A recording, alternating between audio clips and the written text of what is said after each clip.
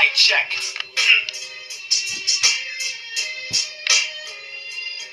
Open wide like a great white mouth full of steak knives. Chewing through the sewer's main line till the drain dry. When you waist high waist, I make plans to attack every last base camp in your wasteland.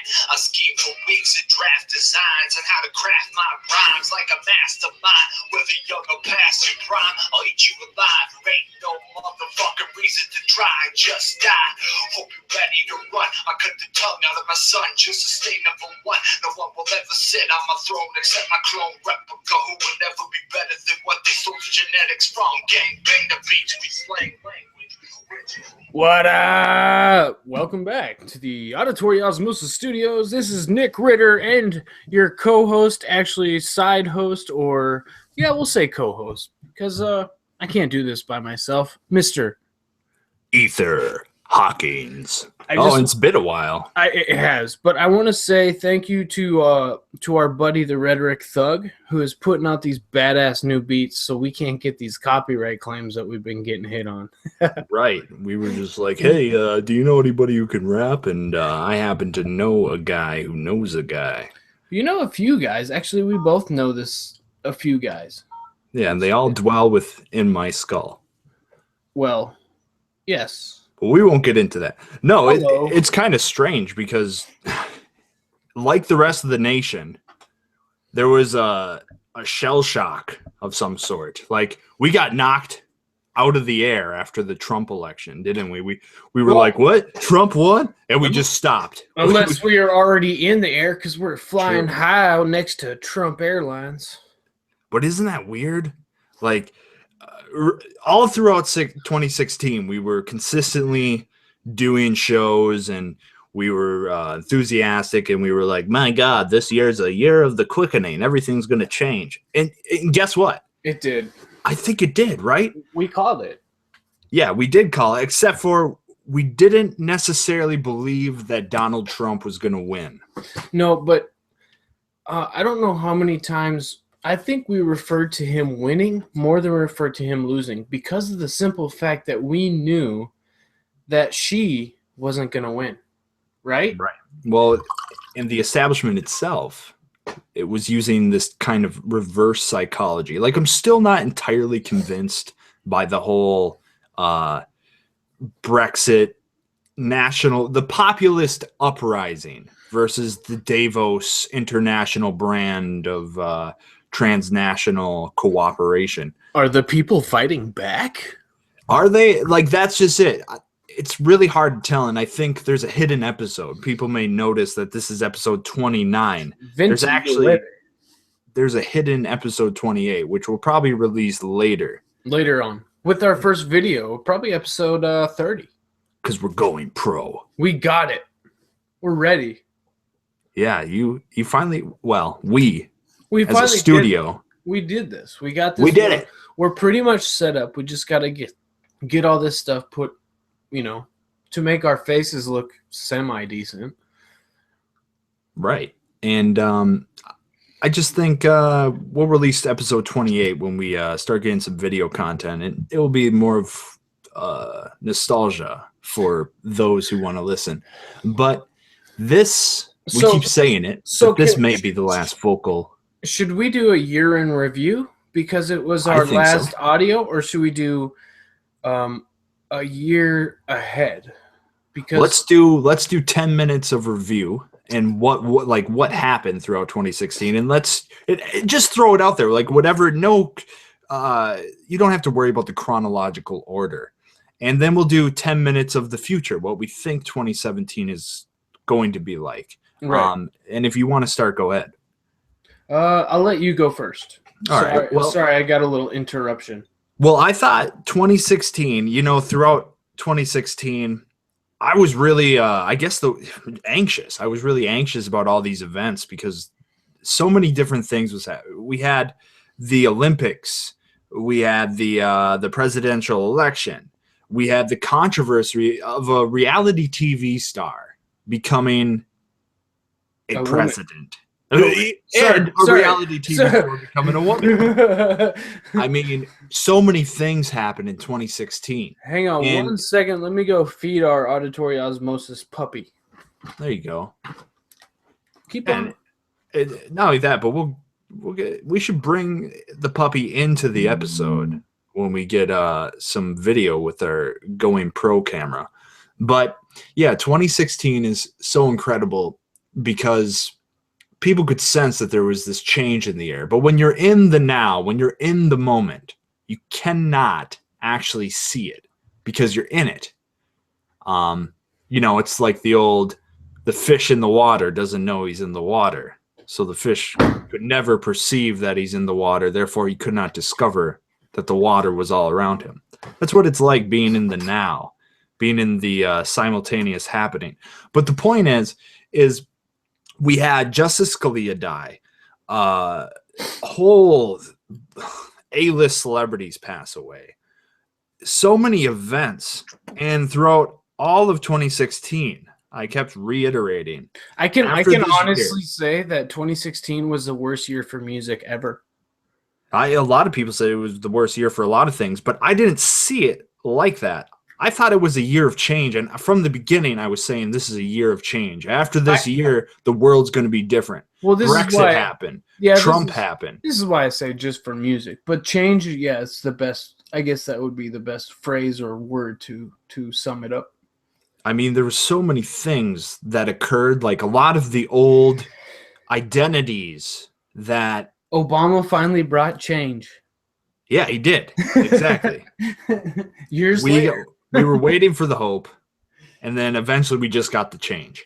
Well, but that's just it. 2016, to me, but it's because of the narrative that was being pushed. Trump cannot win. Trump cannot win. No, it wasn't that the narrative is okay. We'll say Trump cannot win, but at the same time, it was the people can't win. Well, yeah, the people can't win, and we should get into how Davos and the elites are now handling this situation. But just 2016 in itself was like the shedding. Like we were shedding the old skin. And that brings me to 2017. I think 2017 is the year where many people develop new shifts in consciousness and perception. And all of 2016 was shedding. That's why there was so many. I'm not into numerology or astrology. Diversity is going to show its finally its beautiful face. Yeah, you could say that because, like, in a proper ecological system, diversity is how we thrive. Correct. So yeah, I think shedding all of that old skin. That was the process in 2016. That's why so many people said, oh, you know what? 2016 was terrible. I had the worst year ever. If you think about it, it's probably the best year for politically correctness ever. So we don't have to be this. We're starting to get our balls back, I think. And right. We're shedding old skins. Mm-hmm. We're getting to the point where, we're starting to remember what our parents told us when we used to want to go outside by ourselves, like, don't be a pussy, or, So basically what I'm saying is we're starting to grow. We're starting to get this this feeling of being ourselves back. Right. And I think a lot of people still stuck in that old skin. They're the ones that are having trouble with 2017. Right. They're the ones who are like, wait a minute, we were set on this course and now everything's different and I can't cope with change. And I get it, like technologically and politically, everything's happening so fast that it's hard to cope with information abundance. Mm-hmm. But I still think that 2016 overall was good for humanity. Yep. Because no nukes went off, right? Nope. We avoided war. We didn't get this career bureaucratic insider. Yes, we did get a clown who's a reality TV star, but give him the benefit of the doubt. And I have multiple. I can see all the angles. I'm only doing one angle to right this instant because I'm trying to describe it in layman terms of what's going on. I still think deep down that Trump is just as much of a billionaire insider as like Hillary Clinton. The attitude, the perceived arrogance. I still don't trust the guy. But the point is, people, the rednecks and the people who went, I see that's wrong to just be like, the rednecks, they're just a group, they're a label. The point is people, through a popular movement, said they did not want any more politically correct skin. So therefore we shed it. And that's where we are in 2017. And half the people now are like, but I felt comfortable in my safe space where everything was politically correct, and people told me that it's okay to be a pussy, like you were saying. People are going back to the old like, come on, kid, grow up. Right. You know what I mean? Instead of comforting all of the tiny petty grievances and the triviality of it's okay of someone who wants to. Well, it's like that mother express themselves in a certain way. It's either the mother that kind of just feeds you along the whole time because she's not only is she naive, but she's passing the naivety. Is that a word? Yeah, that actually is a word. She's passing that down to you every time she dresses you in the morning, and then you grow up, and then she's still dressing you at 16. I don't understand. No, that's very interesting. So really, and I haven't thought about this, but it kind of is self-evident. The paternalistic, and this is the problem. Right. We've been moving away from the patriarchy with all of this political correctness, and I think it was happening so fast. Well, everybody the nurturing mother was becoming overbearing on society, and we needed a little bit of the more masculine attributes to return for an equilibrium to occur. Right. The transition phase where people want to still be stuck in the maternal instinct and they want to see that nurturing side in society, and people are fearful of the return of the masculine attribute. Absolutely. But in reality, we need a balance. Did you know statistically the heterosexual household that has both parents functioning is statistically more stable than a single parent household or a non-heterosexual household? Definitely. And that's not an attack, that's science. No, it is. Yeah, I definitely know that. I've seen it. You know, I shouldn't say I've lived, but I've been a roommate, and I've been a part of different all sorts of different families doing kind of the thing that I've been doing my whole life. But yeah, I can definitely see that. And people are losing their fear to confront things that used to seem unreal. Well, even myself, I felt last year that you couldn't bring up certain topics regardless of who you're talking to because of who could be listening. Right. And nobody should be fearful of their thoughts. Exactly. Nobody should be fearful of what the person next to them thinks either, because they're not you. There's no way that they have every thought or every feeling the same as you, because they are not you. You are an individual. You know what I mean? Right. Well, and I said this to some of my friends. I said, hey, you know, Donald Trump may be scary in some ways. And I get like programming tribal conflict. And what I mean by that is the left and the right, they're going to take sides like tribes, and they're going to be like, no, I like the Minnesota Vikings. No, I like the Green Bay Packers, or whatever sports team, except for in this case, they go, no, I'm a Democrat. And the point is Donald Trump had somebody behind him, like whether you agree with him or not, Alex Jones, or somebody so fringe that he wouldn't rear his head in modern society. But now someone like Alex Jones can not only be tolerated, but he's accepted. And that is why the mainstream media started pulling this fake news stuff. Like you were saying, you could walk up to somebody and not be afraid of going, hey, man, you know what? I think 9/11 might be an inside job. And before, you would be marginalized. Right. And yes, we can flip. We can have a spiral effect where one side gets more control and then the other side's demonized. That's what I'm talking about with the tribal conflict. But I think you're right in that regard. We can now speak about things that we couldn't speak about before. Right. But this also, like you said about the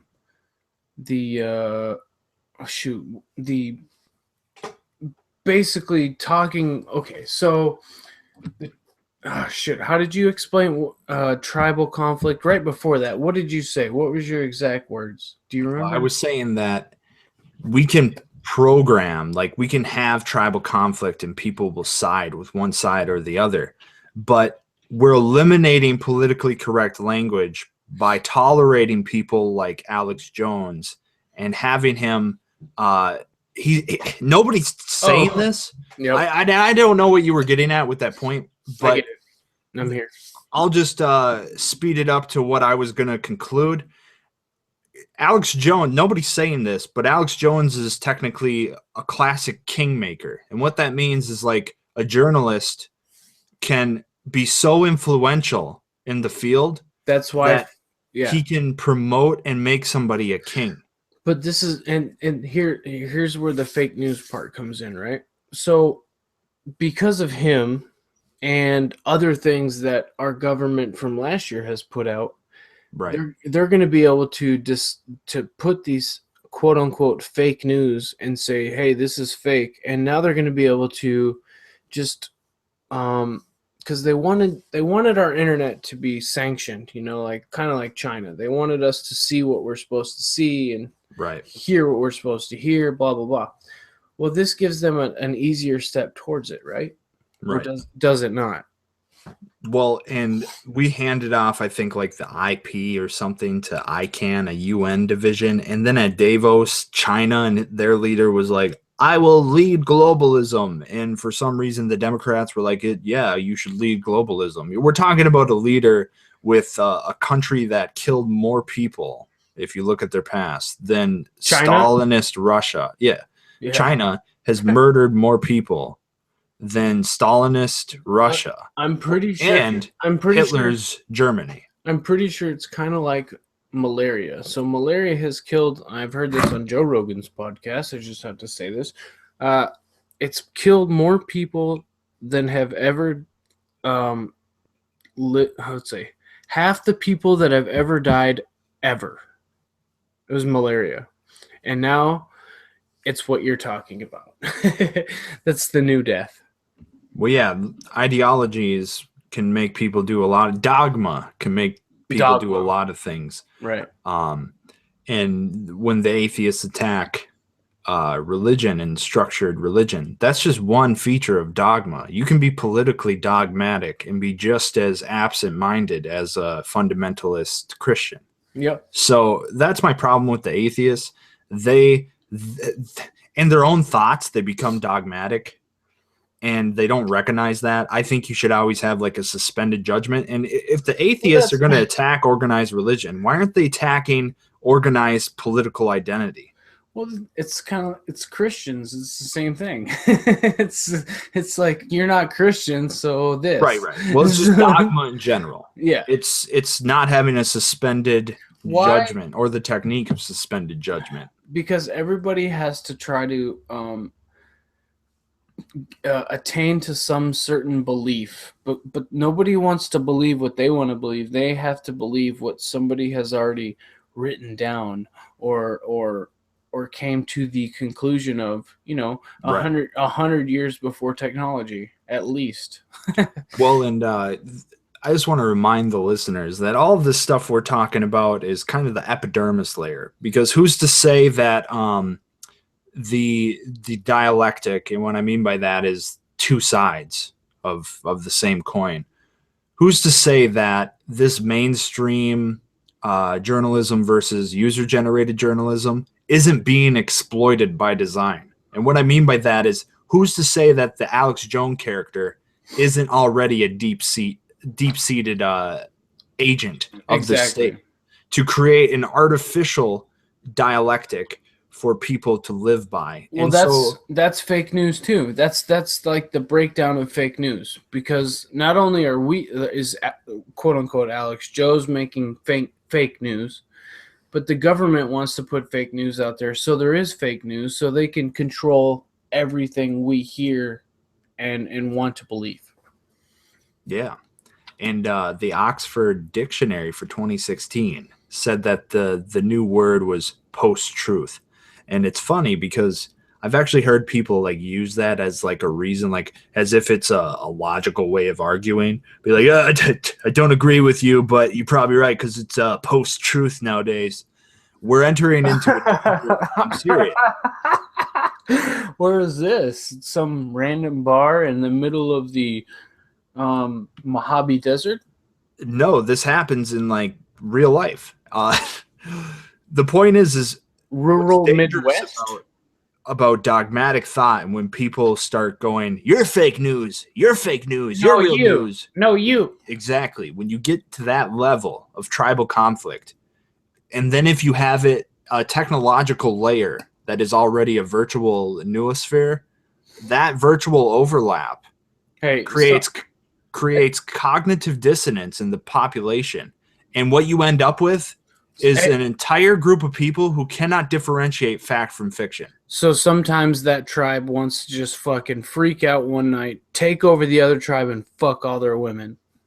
Right. So they go back to these very almost Neanderthal-like characteristics, and they rely on that to make sense of reality instead of being civilized, because the civilization they're offered is so surreal that they cannot differentiate the fact or fiction without relying on their priest class, the people who make the myths.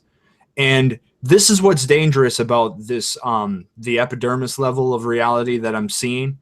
You have a populist uprising via Trump, Brexit, all over the world. And then you have the transnational corporation machine propping up the old skin that I was talking about that we shed. And they are dialectically playing with the minds of the masses. And by injecting the idea that certain things are not real, people start to believe certain things are real when they're not, and they start to dismiss certain things that are real. Right. Isn't that crazy? And this is a perfect segue opportunity. Have you heard of the Mandela effect? First, let's go to commercial. No, I'm just kidding. And isn't that great about user-generated content? Fuck a commercial. We have the blessings of our spirit to bypass the commercial. Right. So the Mandela effect, you say? Yes. Yes. Okay. So off the top of my head, no, I can't quite remember what it is, but I do remember kind of reading up on it. So okay. For the last Nelson Mandela, correct? Right. That's what it's named after. This is the basis of this whole thing, this whole theory. But it's a popular theory now. Actually, the millennials have been clinging on to it because they're like automatons that live through the machine. But I'm not going to get into that. The point is the Mandela effect is called the Mandela effect because some people think that Nelson Mandela died when he was in prison. Some people think he died when he did die, which you can go look, which was what, 2006? 13? Oh, yeah, maybe you're right. 2013. Maybe 14. The point is some people think he died. They have a memory, a recollection of him dying in the 80s or 90s or whatever. Not when he actually died, when he died. Fake news. And this is happening fake news. It's with fake, a lot fake of news.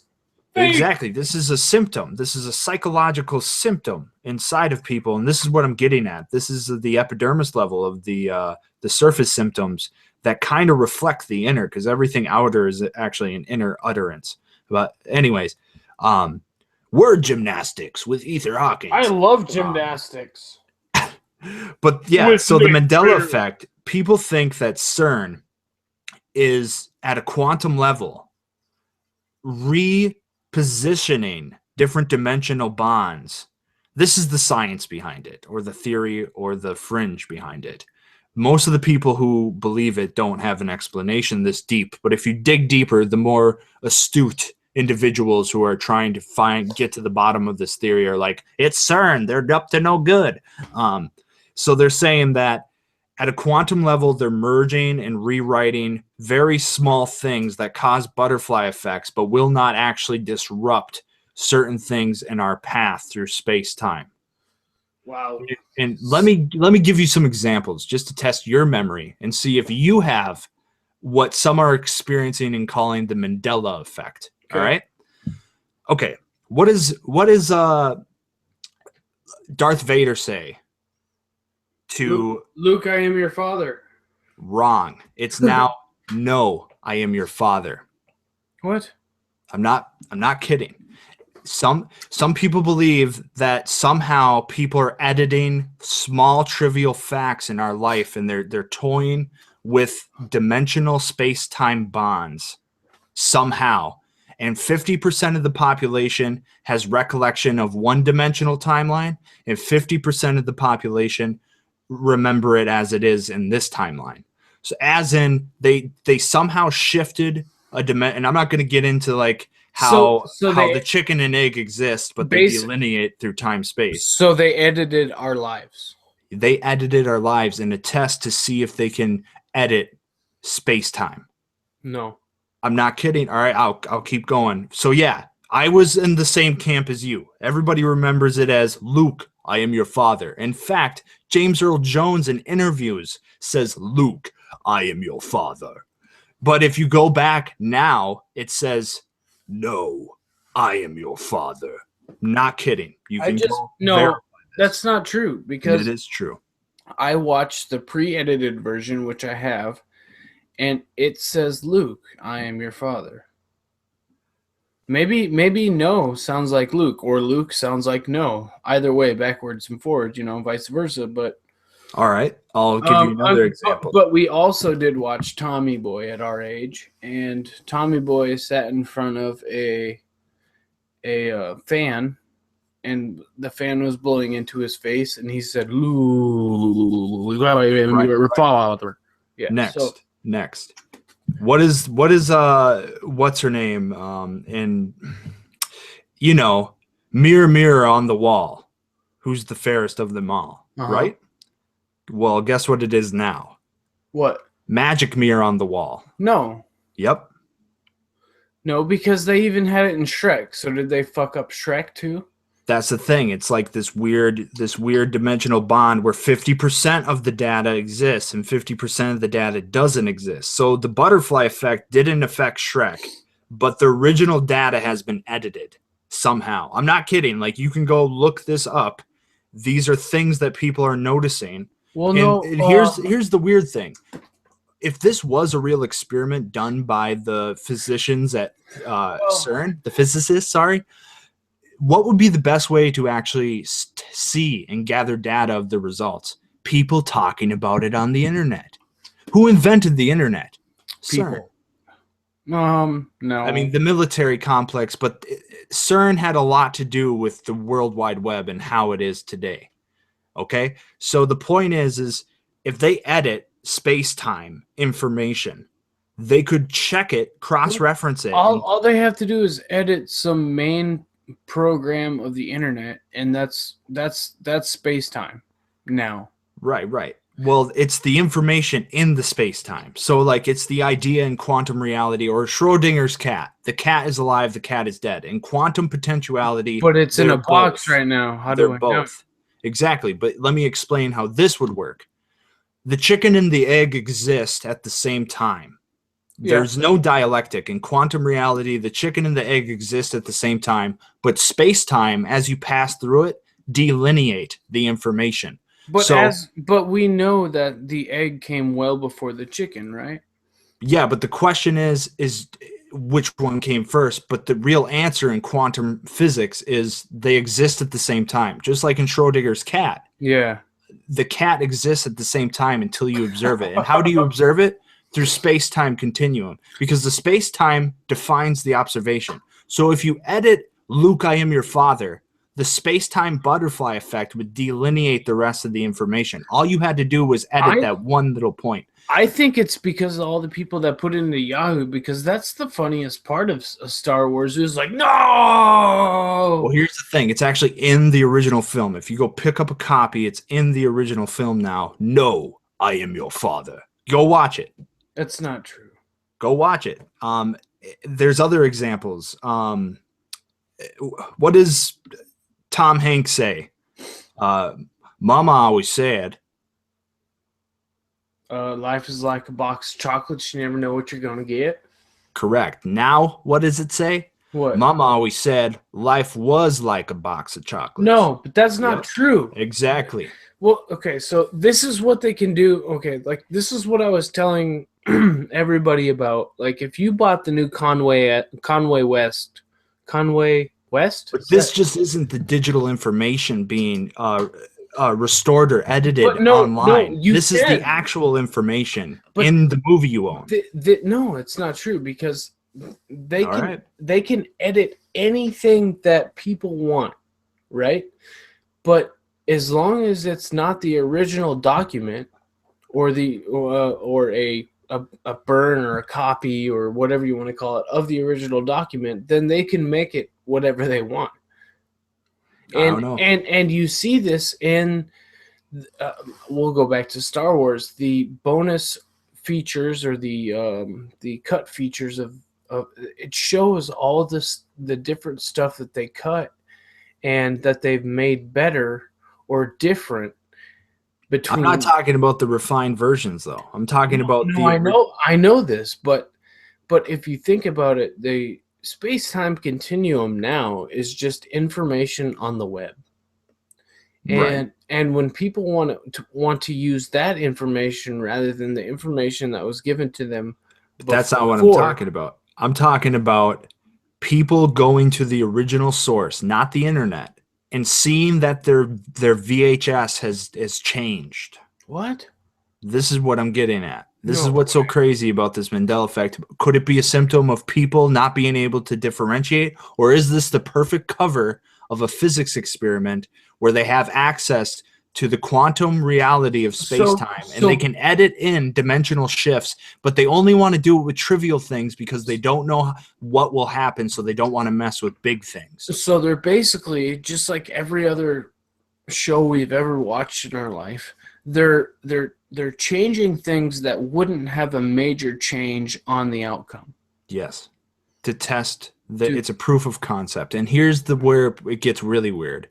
When people started noticing this, CERN released a strange video, and everything's compartmentalized at CERN. So like the lower people don't know what the hell the higher people are. I mean, do you think the people working at the atomic bomb, the guy serving the food, knew that they were serving food to people working on atomic bombs? No, because the army didn't even know that they were having to run into a bomb that's going to kill them. Exactly. It's compartmentalization of information. But here's the thing.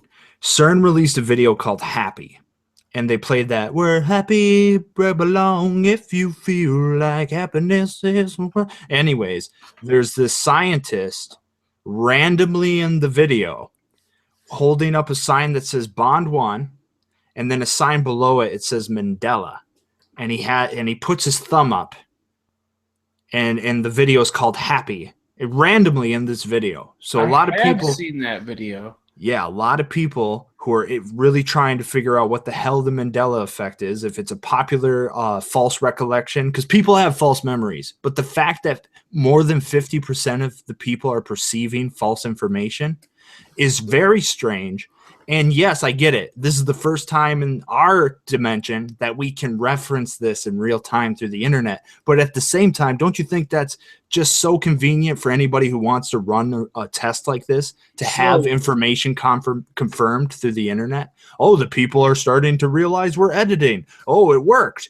You see what I'm saying? Right. So this is what's so creepy is for years, when I heard about the originals, I was like, well, yeah, whatever. Because one of the first original, I was like, you're crazy. People were like, yeah, it's the Bernstein Bears. Well, now it's the Bernstein Bears. Yeah. Well, how would we... That's the craziest thing. I guess I never really sat and thought about it. I was like, in one of those movies that we've watched, how would we know if the timeline has changed or not? Right. If we're not in control of the timeline. Well, and this goes back to when we had that experience when like everything broke down and we were shadowy figures. How do we not know that people are not messing with time, like time and information? And how would you know that there are shifts? Oh my God, that's like, we shouldn't even talk about this part on air, but that's like a good theory. How do you even know that bonds and shifts in time and space? Because if you really get into the quantum world, what that means is everything, all your choices happen in parallel dimensions, but you only experience one space-time continuum. You mean That's infinity, like 1001? Right. So you all, like right now I didn't have this conversation with you. Right now I'm not on the air. I'm doing something else. No, I'm having this conversation with you. Yeah, well, the point is in the quantum world, all things are happening simultaneously, but in our 5 sense world, we're experiencing one thing through the trajectory of our will and consciousness, and we are experiencing one space-time continuum. The chicken and the egg exist at the same time, but space-time delineates the definition we observe. But the point is if they are editing information inside of our world, this dimension, and colliding bonds, how could people know? And on top of that, isn't it perfect cover to just be like, well, there's something called false memories. I guess 50% of these people are just fucking batshit nuts. But it just like there's more and more of these things popping up, and I get all the angles. Yeah, we can now reference things online and have group think and have group speak and have just group, and individuals are having problems deciding what's real. But we're entering this world where like anything in our imagination is starting to become real. Like, did you know the Pentagon just successfully tested Black Ops 2 swarm drones? They just tested drones in swarm formation. Those are real now. Oh yeah. I mean, this is why it's in a video game, is because it's already been thought of. Exactly. The imagination dictates the scientific investigation. And it's always been like this. If anything we can think of, if we try hard enough, we can make it. We've been told this our whole lives, but we've thought about that in previous podcasts. But let me run another Mandela effect that kind of resonated with me. Do it. Okay, who wrote the Peanut Gang with like Charlie Brown and what's his name? The guy from Minnesota. Yeah, what's his name? I can't remember his name. Okay, well, everybody I've asked says Schultz with a T. Now, for some reason, and a lot of people online remember it as Schultz. Now it's Scholes. There's no T. Well, it is Schultz, but what happened was he was a defector, right? So he didn't want to be German, I believe, is what I don't know. This is a story I remember. So this brings up a good point. They could use stuff like this mixed in with the real edits to change it all. To really cover up things. What I mean is they could use stuff like, oh, there's a refined version of Star Wars, so people are going to think that it's but we're going to edit something very trivial, and they won't be able to tell the difference between what is real and what is not, and therefore we can see the result, but they won't understand the result. Right. So I guess that one might be bad. But are you saying like when he came over, he changed his name? Yeah. Yeah, so like stuff like that can happen, and I agree. That's why for years I was like, this Mandela effect for like the last 2 years. Can I just tell a little tidbit real quick? Yeah. Because. Well, so when the Jews came across, this is why they call them kikels or kikes. This is why the derogatory term for a Jew is called a kike, is because when they came across, they came across the water and they came into New York, we'll say. The people, they were told to sign their names on the X. Well, nobody wanted to sign next to an X because it looked like a cross, which was a Christian thing. So they signed a circle, which is the Yiddish word for circle is keikel. So this is why Jews are called kikes. Sorry. No. I just wanted to throw that out there. A little knowledge. An FYI with Mr. Ritter. Yeah, that's me. Here to fill all your FYI needs. But yeah, I guess at the end of the day, what I'm getting at with the Mandela effect is, does that kind of represent that we can get to a point where the general average, an average person can doubt themselves and they do not have the cognitive skills to differentiate between fact and fiction? And can that be abused by the power elite? Here, this is how I feel like, again, this is a 2016, 2017 thing. We used to do that.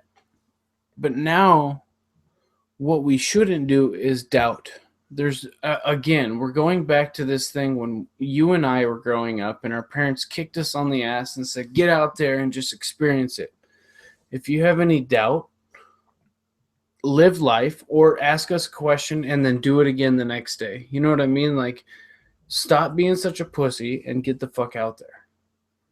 That's what I feel like we have to do this year. Not only us as Auditory Osmosis and our studios and our new puppy, Rose, but I feel like this is what everybody should do this year, because it's never been about. We've always spoke this. It shouldn't be about one source. It shouldn't be about one person telling you what's going on. You need to take in as many facts or supposed facts as you can, and you need to decipher for yourself as a human being what you think. And literally, you have to bring all this stuff in. You have to let it come in and really get the real answers out of this, because you're going to get many people that are still going to go off on the Obama initiate or change, or you're going to get the Trump people, or you're going to get the people that say blah, blah, blah about Clinton. But you know what? If us as America have somebody in control and then we still do our thing as a people, that's what matters, right? Right. Well, and that's just it. The problem with the whole mainstream versus user-generated conflict is it produces doubt in one side. Well, a lot of the user-generated shit is one person's view, and you can see that. And when you get actual news, you can see most of the time, or some of the times, you can see many views inside of it. But you still, again, we're going to go back to this, make your own decisions. Well, and our guest in our episode 28, which is in the vault, the hidden away, right? He actually pointed out that, and we know this, but he kind of had a nice exposition. He said, everybody spends so much time in their, I'm paraphrasing, in their echo chamber, that they do not go out and meet new people. So then when they come across new things, they have no experience to match that cognitive pattern up with. So they either agree or disagree with it. And so they never give new information a chance because they lack the experience, because they don't go and have the experience in the first place. Right. They experience the experience. Right. Somewhere online or whatever. And I believe he also had a fancy literary quote where he said, I think it was like Hearst or something. I listened to it, he said, I don't like anything that. If you want a war, I'll print you a war. Yep. And that was a brilliant quote that he brought up, because this is William Randolph Hearst, the guy that made weed illegal. And that's the whole thing. Like, who controls the narrative? And I think we're starting to get into this new world. Please hold.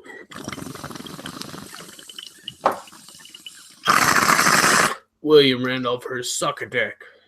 Sorry, I had to make sounds. No, that was just a commercial break. That was true. We're getting into this world where people are automated through the cybernetics, just the automated technology systems that are automating human systems, and the humans now are either breaking away from that and thinking for themselves, and the power elite hate that because they built these cybernetic systems for us, or the people are still in the cybernetic system. So what are they doing? They're regurgitating the narrative of the cybernetic system. And that is now, I think, the actual the crossroads, if you will. You're either gonna go down the road of I'm gonna stop thinking. And this, remember when we had Sam on, and he said he loved the fact. I'm putting words in his mouth. He did say I love it. Oh, I just love it. He said I like that YouTube's auto suggests. I like that my phone autocorrects. No. But what people, Sorry. and I told him, I said, but don't you see, like, what if you don't know what you want? And he didn't understand really what I meant by that. Right. And this is what I mean by that, Sam. I mean, when you type something in, are you regurgitating a narrative built for you, or are you thinking for yourself, and do you know what you want? Because if you stay in the machine will give you what you think you want. Is that you want to what you want to think, or is that what they want you to think? Exactly. And that's why I fear with all these automated systems like Cortana, the AI cars, the AI, just everything going into automation. These information systems are building narratives that not only influence the way we live, they influence our perceptions, our ideologies, everything that it is to be a human. And it's just incredible. I once said that if you believe in the teleprompter, you are no longer a logical or literal or literary person. Do you think it's hard to really connect or take over somebody's way of thinking? If they only, I don't think it's hard. No. Especially if they think just waking up every day and thinking the same BS bullshit, signing on to YouTube and watching their same like weird left or right or even just obscure news stations that Right. that this is going to be correct. Right. The Manchurian rodent, and I'll get into that later. It's a little special news piece I wanted to bring up. But what you're getting at is Orwell said all art is propaganda. Correct. The moment you confront any symbol, any word, any human form that's been externalized, you're internalizing that externalization, which originally started in somebody's head. So therefore, what are you doing? You're taking on other people's thoughts. Well, and I saw a fantastic film. I'm sorry, go ahead. Isn't it all everybody else's thoughts by this point? Yeah, it's like a naturally occurring biological neural network. And no, like we've experienced this, but I feel like I've been playing Assassin's Creed, okay? Okay. And Assassin's Creed puts you in your ancestor's state of mind, we'll say, and puts you. But is that kind of not what It's what we do. The experience of everyday life is because we're supposed to learn. Our DNA is supposed to program these learnings, and not only that, but we're supposed to program these learnings into our own DNA to spread this DNA onto the next DNA. You know what I mean? So this is how it's supposed to be, right? Right. Well, Terence McKenna once said, human civilization is nothing more than all of us standing on each other's shoulders, kicking and screaming. And I saw it was a documentary about Africa, and it was about the wildebeest. Okay. And when they're trying to cross this river, and they're all just standing on each other's heads and smashing each other, like, because they can't get up this wall on the other side of the river because all these other wildebeest have already been up it, right? Right. And they're stomping on each other's heads. That is exactly what's happened every day. Everybody's so. This is what I hope 2017 is. People are not scared anymore. They don't give in to their fears, but they overcome every little fear they have, whether it's talking to the black person on the road that's walking on the side of the street because they're walking too, or the white guy with their hat turned back standing in front of a club with loud music. Like, it just. I personally want the royal secret of the Sublime Prince to finally make its way in our human society. And what I mean by that is I want equilibrium between the masculine and feminine attributes. And I'm sick of the absolutism and the radicalization of thought. I Right. want people to always understand Why can't what they know may be completely wrong. And I think it was Plato or Socrates said, true wisdom is knowing that you know nothing at all. the radicalization should only be the fact that you're not thinking for yourself. Right, exactly. And that's the dogmatic thought, where you use dead language from the past, the rearview mirror, to shift your entire perception. And then you take it out on other people because you think that that is the way the world is. But little do you know, everything you're thinking may be wrong. And you always got to leave room for that because there's human error. Yeah, but I guess I see you're saying in the hard form. I don't want it to be so hard. You know, it shouldn't be like that. But No, it should be fluid. right, Like what did Bruce Lee say? Be like water. be like water. And going back to a movie I watched, I didn't understand it at the time, but now that I have years of knowledge, I guess, a lot of different interpretations of reality under my belt, I understand it more. There was this film I watched, really obscure film. I don't even recall the name, but all of its imagery has stayed inside my mind. And what it was about is this guy who was into marketing started seeing, you know how people say they or claim to see auras, right? And I'm not saying it's true or not true, but in this film, this guy could see not only auras, but he could see brands as living things, not inorganic entities. So like when he walked by a McDonald's or a Walmart, Yep. the Walmart, its aura would wrap around a person. Is this the one about cigarettes? I don't know. All I know is he slaughters a cow in the film, and it's really esoteric in some ways. Okay. The point is I never understood that until later. All of these brands and images and symbols are like these entities that wrap themselves around you, and you can't see it because they're in your brain. Right. And in the movie, they visualize this with like a Walmart brand and a Wells Fargo brand being growths on people that nobody could see but him. Right. So like if I walked up to you and you owned like Microsoft Xbox, or you owned all these different brands, those brands were in the background of your mind playing, but I could see it, like your aura, just like an aura is supposed to be the visualization of how someone feels. Yep. Well, these brand auras in the movie were the visualization of what people were thinking subconsciously.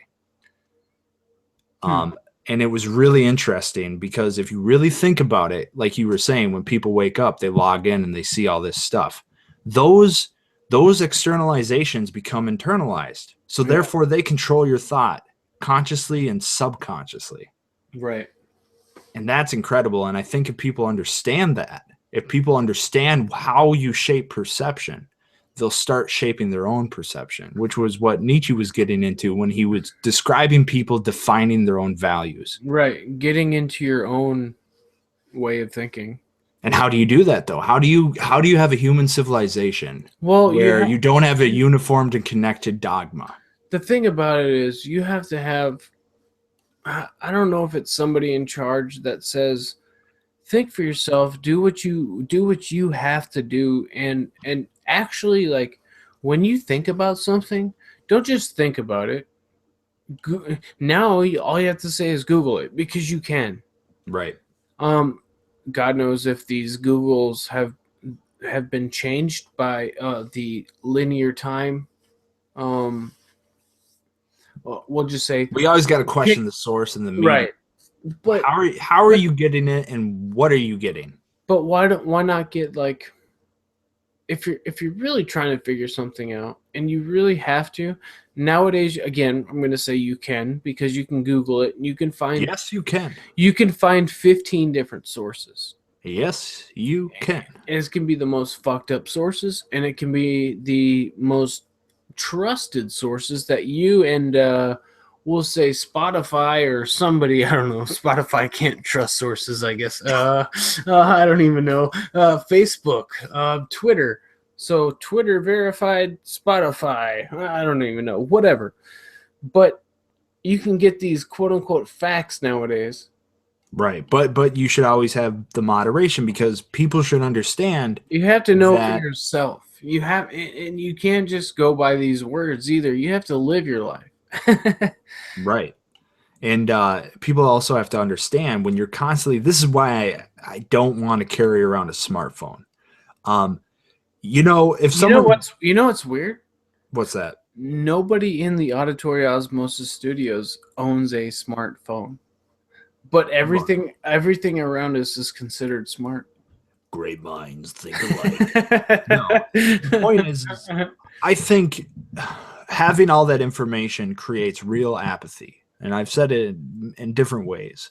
But think about it. If you're really in tune with your subconscious, let me give you an example. I will go into a restaurant. You know what I hate when I go into a restaurant, a lowbrow restaurant? I hate it when they're playing Cities 97. And what I mean by that is I hate when they're just playing music, like music I hear on the radio. I hate that. It's not tasteful. And you know what happens? I'll be ordering food. I'll be like, I have pizza. And then I leave, right? And a Diet Coke. And then once I'm in my car or I'm doing something else, I start singing a song. And Well, I'm you just can't like, help- Benny in the Jets. And I'm just like, where did that come from?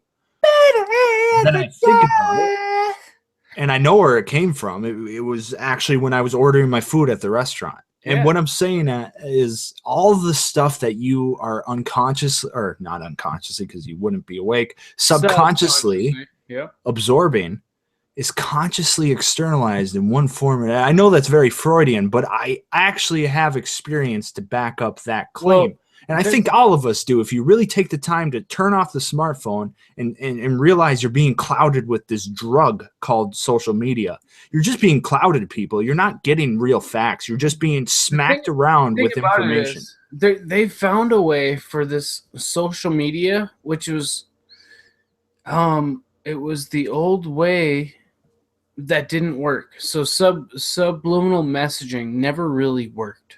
Okay. There were always studies to it, but nobody ever found out that they were very biased studies. So subliminal messaging never really worked.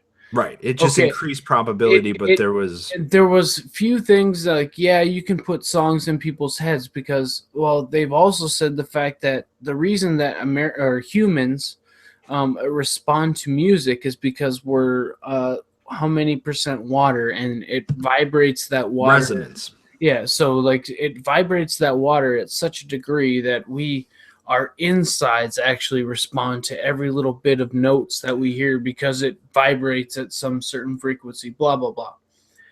But why do we have to just sit here and listen to what people say when it's two people a day? Most people think of they're like they listen to their two YouTube people and their two like standard news stations locally, Channel 4 and Channel 5, we'll just say. Right. And that's how they live their life, and that's how they believe. But I have a weird thing. Do those people matter if they're only living for themselves still? What is that free will? Is that what you're saying? Yeah. I mean, is it self-driven motility? And what I mean by that is, like, does a flower decide how it wants to soak up the sun? The fact that you have a sun in front of you, you're kind of forced to soak it up. And if you don't have other sources of nutrition, how can you have self-guided motility if there's only one sun? You see what I'm saying? Yeah. I can back up the flowers on that. Well, the point is people now, for the first time in human history, and we're learning this, we can now not only digest different content and sources, we can create our own. We're not just consumers. And this is the idea in media and structural theories of the idea of the prosumer, the person who produces and consumes. So we are now content creators, but the people like Facebook and Google want to throw us into these what's his name? Matt Drudge calls internet ghettos. They want to put us into these information blocks where it's all centralized. But the truth is the internet is the decentralization of human intellect. That's why it's the noosphere. It is it the external, or is it the centralization? is a centralization of everything. This is how we get them all together. But yeah, it's strange. We have all these different methods of engaging, but then at the same time, have you ever watched the show Black Mirrors? Yeah. Okay. Well, remember, I talked about this a long time ago to you on our podcast, I believe. But do you remember, because I have an example in a fairly recent one, and it ties into the election. Do you remember the episode of the girl waking up? It was like an MK Ultra episode. I think it's called White Bear or something. She wakes up and she doesn't know where she is, and then she goes outside, and then people start filming her, and she's like chased. Well, we've also talked about MK Ultra, have we not? Yeah, we have. And maybe in some other episode we can talk about directed energy weapons and active denial systems, which should be in the public arena, but it is not yet, even though it's real technology that's being miniaturized and tested on populations. But beyond that, here we go. In this episode of the Black Mirror television series, this lady wakes up and she is running around, and there's some type of villain or some masked character. He looks like a typical anarchist you would see in a protest, and I'll get to my point. She's being filmed by everybody else, and no one's helping her, while this masked man is like running around shooting at her. Well, we're getting to this new age, and I like to coin the term Black Mirror violence. And what it is the capturing of tribal conflict as obsolete entertainment through the noosphere. So Black Mirror violence, if you go and watch a protest just recently, all the people protesting Trump, have you seen all the people walking around aimlessly capturing video with their smartphones, and all the media filming everything that's happening around them, but they're not participating? Everything's becoming staged and obsolete immediately through the trending information cycles on the social media networks. So when somebody throws a brick through a window, 17 people are filming it and they're not participating. So you get this Black Mirror correlation, and that hits the social media centers, and it cycles through like a trending wave, like an ocean wave, and it crashes over people. It influences people's thoughts. They go outside and they're part of this extension of the trend. And then that trend is obsolete by the next guy throwing a new brick. What I'm saying is we have instant archiving. So what that actually means is instead of weekly events, you get 24-hour streaming. And so each new event is succeeded by the next event. And so people's memories are shortened, and their attention span to events become minute. And they're like, wait, that just happened, and then this just happened. What's crazy? Because they're plugged in. They're plugged into the Black Mirror violence. Right. What's crazy about it is they don't even have to watch us anymore. We watch ourselves. Exactly. You know, it's even more weird. I think Philip K. Dick wrote in the 60s, he said, one day it won't be they're spying on me through my phone. It will be my phone is spying on me. And he was right. But the thing is actually we spy on ourselves. So it's even a step further than what he said. Yeah, for sure. And that's because reality is stranger than fiction. We're definitely in a weird realm where 2017 may define which way we go. The crossroads, like I was saying, and what you're saying. Are we going to get away from fear, or are we going to let fear control us, and are we going to get in these loops, these controlled loops of automation? Yeah. But yeah, moving on to like some minor human interest stories and just minor stories. Did you hear that the CIA did a huge data dump recently? 12 million Freedom of Information Act documents. Right. Yeah, I did, but I don't know what they're about, and I still don't. All sorts of trust- stuff. I don't know if I.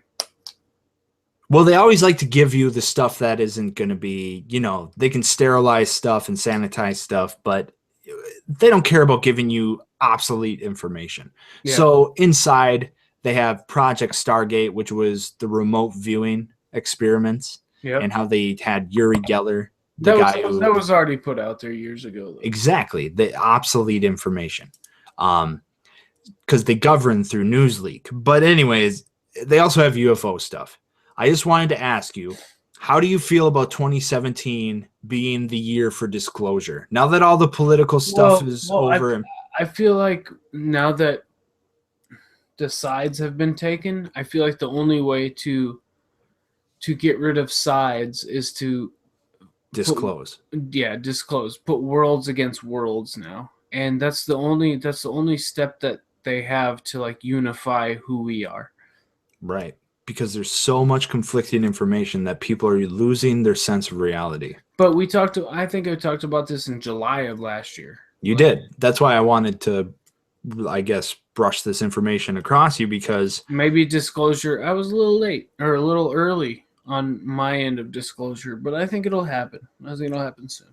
Yeah, and it ties in to, you saying people are ready to conquer fear. What did you say that disclosure is, that what they're afraid of disclosing is entirely our reaction? I don't know if that's exactly what I said. And I guess I didn't word that properly. I'm saying that the actual disclosure will cause fear, and if people cannot conquer their fear, how are they going to deal with disclosure? Well, yeah, if they can't do their everyday life, how are they going to understand things that worlds can understand? Yeah, I guess that would be a bigger way of drawing it out too. But yes, because I think that's the only other draw that unify the world. I think they're here. I really do. I think you and I both know they're here. And on top of that, just some recent stuff. The ISS, people can look this up. There's a YouTube channel. He's pretty good. Secure Team. He's kind of a classic. Like, he has a really fancy intro, and people are a little turned off by that type of. He's pretty good, but don't. Pretty good. Trust more the people that talk for themselves, like Secure Team, rather than the money makers, the programmed voice bots that you hear on some of them. Absolutely. So, Secure Team's pretty legit. Well, did you hear about just recently and I watched the video, and I gotta say, I haven't seen such a convincing piece of film in a while. The ISS has live feeds, right? And they love to cut it, or they love to cover up certain things. Move shit over. Well, recently, and people can look this up, because I will say I'm not enthusiast with random films. Secure Team on YouTube, trust it. But the video of the astronaut seen in the background while he's like fixing something, you see like a superluminal, what I mean by that, faster than light type of object, UFO people going around the planet, like 2 or 3 of them. And when the astronaut notices it, he covers the camera. He literally, like, this is an intentional move. This wasn't just like he was covering accidentally the camera. He noticed it out of his peripheral vision, and he covers the camera. I think if he did cover it on purpose, he was told to cover it. But I think so too. I think that disclosure in America is so far off still. I mean, but what does that mean for us? 20 years? And that's a blip in time. That's not even a blink of an eye or like a fart. I think they will. I think 2017 is going to be a year for it. And I'll just go out on a limb. Like I said, 2016 will be a year of change. I think this is the new skin year. This is where we're going to get to know what our new skin looks like. And I think a part of that new skin is living with the idea that aliens are here. Okay. Yeah. We'll see how it goes. Maybe I'm wrong, because a lot of people say this every year. But for some reason, something in my subconscious says that we are somewhat ready for that. I'm pretty sure we were right about last year, so let's go into this year with another bang! God damn it. A bang! And then, people seeing orb objects and stuff. And here's my thing. Can I just say really quick, to switch topics for like 12 seconds? Yes. I called Cody Garbrandt was going to be the champion of the world in the World UFC. champion. I don't know. And the last time, let's see, it was like August, July, something like that. And I said his next 2 fights, he's going to be the champion. I knew it. I just had to put UFC in there for just a second, but I knew it. I knew it. Now, before we close up the program, you should kind of give like a revamp or an update on what's going on there. But I just wanted to say that I think we mentioned this when we were talking about like, what are aliens? Are they after genetics? Stephen Greer, he's a cool guy. We were saying that if aliens are here and they're violent, I personally think that if whatever got here has to have, like Stephen Greer says, superluminal capacities, and they can travel faster than light. And if they can travel faster than light, I don't think they're going to be violent towards humans. That's the thing is like they've already discovered all this shit. No, some of them could be violent though. But I think if we run into violent aliens, I legitimately think that those will be chimera-like creatures manufactured by the government to create a fake war with aliens that we created. I'm just going to say that. We're not going to create aliens. All right. I'm just saying.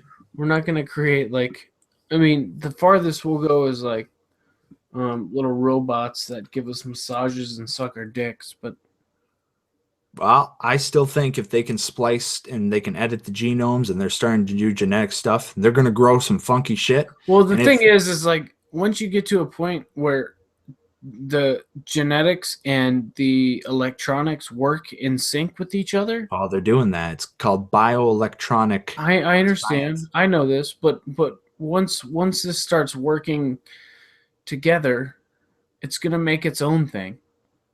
And this is what everybody's been scared of with all nanobots. all of artificial intelligence ever. Well, if aliens are here, they have to be peaceful because I just don't. I mean, really think about it. How could an alien get to the point where it could build superluminal spacecrafts? It would have to be a post-war society. Well, I mean, don't you think?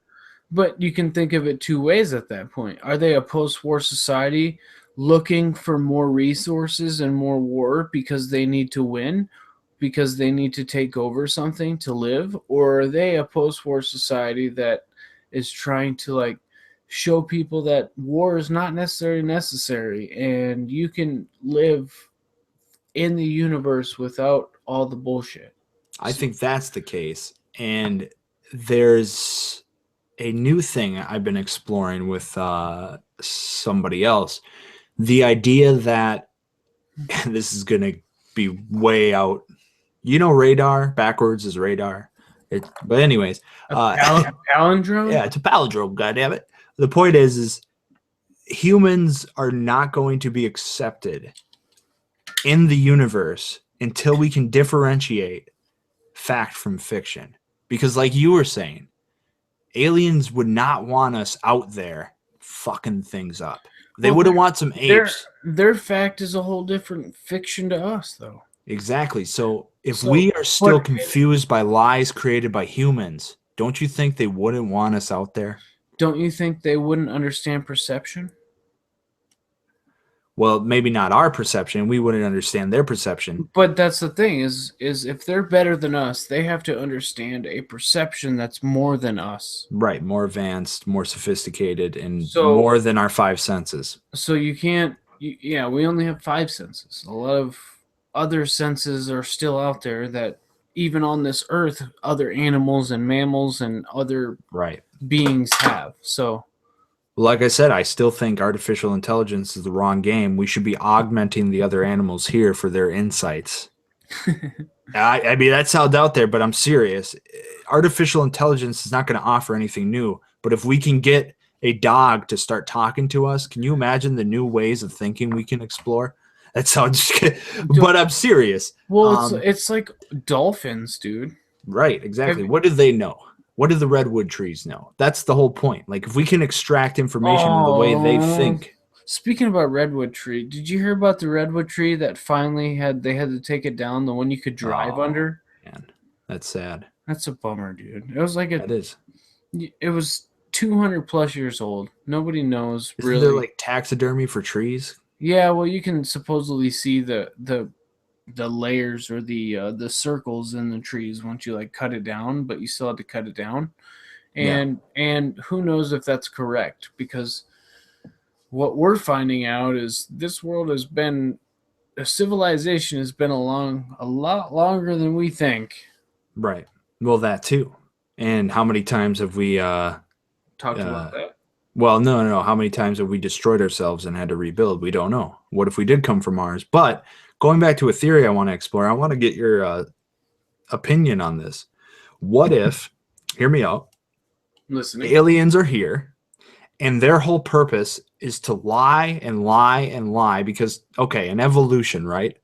When you want something to get tougher, what do? You beat it up, right?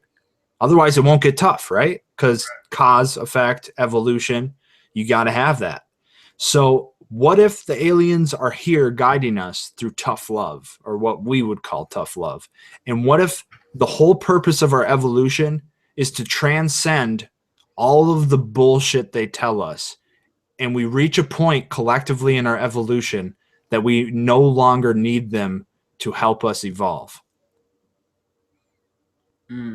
What if they are the bullies punching us in the nose until we stand up and say, hey, man, why the fuck are you punching me in the nose? That's not cool. Or we punch them back in the nose. And this is just a rudimentary example. What I'm saying is, over the course of our evolution, what if the whole purpose to get out of Earth, to leave this quarantine zone, is to see through all the stuff that is not real? Well, it's hard to do so, but if you can take in the facts, you can probably do that. I mean, and that's just it. Like, so many people are, for instance, do you think an intergalactic civilization is going to be watching the Monday Night Football game? I don't think so. I think Do you think they're in control of it, though? But this is my point. I think society seems evil to the people who realize that it's evil. And they are outliers in the evolution of the human species until everybody recognizes. But they haven't gone all the way yet. No, they haven't. They're a stepping stone in the process. Right. Yeah, I get it. But the reason why the geniuses of our time are sometimes so like strange to the majority of people is because they've transcended all the stuff that is already given for them to think. And now they're creating their own thoughts, and they see the inherent bullshit in everyday life. And until everyday life can catch up with that person, we're never going to leave planet Earth. Until people turn off the television and stop watching Monday Night Football, this is just an example. Until they see that Monday Night Football is not the means in the end, or the means in the end, we will never leave this tribal planet. And we will not be accepted if there is an intelligent life out there that is accepting and loving. They will not accept and love us if we're still doing that. Can I just say that tonight is unofficially brought to you by Copenhagen Long Cod. Satisfaction since 1822. I just want to say you get a fresh cope every time you want to put a dip in your mouth. Back to the broadcast. So what I think, I think this is a little too far out there. But in the order and the facts that we've seen in the last 3 years, that could be right up everybody's alley. So Men in Black are going to be out there this year with those little pew, and we're going to forget about shit. Maybe. But is that part of your no, I think the evolution is social editing. Yeah, well, that would be physical editing. The stuff I was talking about with the Mandela is getting into the quantum particles and editing the information at a base level. Yeah, you edit it before it even became that part. Right. Yeah. So you're editing it at a molecular level or subatomic level. Maybe a level they haven't even disclosed. Well, there. It's funny because the Freedom of Information Act and um, shoot, the what's the company again? The CERN. Sorry. Right. So they're pretty. And there's a much, lot of particle colliders, just so people know. CERN's not the only one. There's some in Virginia. They're all over the world. Spain, Virginia, China's building one. China. Anyway, so a lot of people don't know about that. But anyway, so they're releasing facts about as fast as the United States government is. Right. Isn't that weird to everybody? Right. Well, it's like, the quickening. It's like things are speeding up. But and technology is making information go out faster which is a good thing. But at the same time, we need to make sure this information is put out as fast as it can be, right? I suppose, but we're always obsolescing what we thought was the pinnacle. Let me put it this way. When you go watch, the younger generations, when you go play, you and I are blown away by fucking Google Hangouts at the beginning, remember? Yeah. Now we use it like, God damn it, I can't get this fucking thing working. Like, well, and that's just it. People are so fascinated with what they perceive as the pinnacle of now. But the truth is think about it, people. When you go play your PlayStation 1 games, what does that tell you? What does that feel like? You go, man, when this shit is outdated. This is made by a caveman. I can't believe we thought this was. Yeah, well, guess what? Everything you're doing today is going to be the PlayStation 1 tomorrow. You're playing Battle Arena to Shinden one day, and then you're playing Tekken, or I'll say Mortal Kombat 10 the next day. It's a whole different ballgame, buddy. Right, and people have to always remember that the distraction of today is going to be obsolete tomorrow. So you gotta plan for the future, folks. Hey, can that be our predisposed word of the year? Obsolete.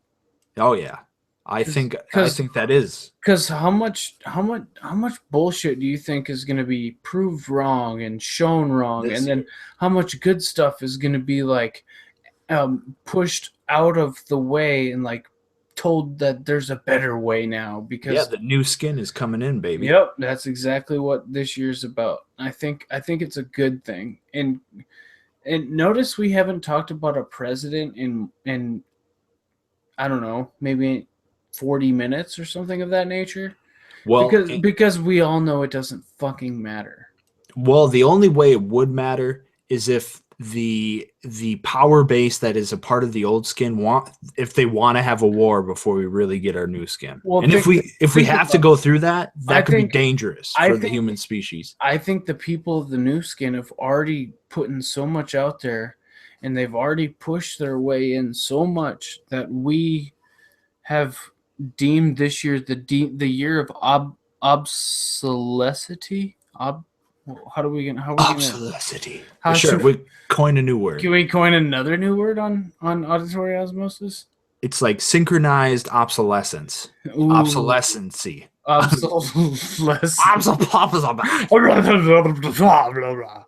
The word of the day is gargling. I just want everybody to know we got a new GoPro today. So yeah, exactly. I'm going to put this out there to you people. Well, and when we were talking about people standing on top of each other's shoulders, I think eventually, and people aren't ready for this, but we're going to finally accept that nobody owns intellectual property doesn't exist. How long do you think that will take? It's true. How long do you think that will take to sink in?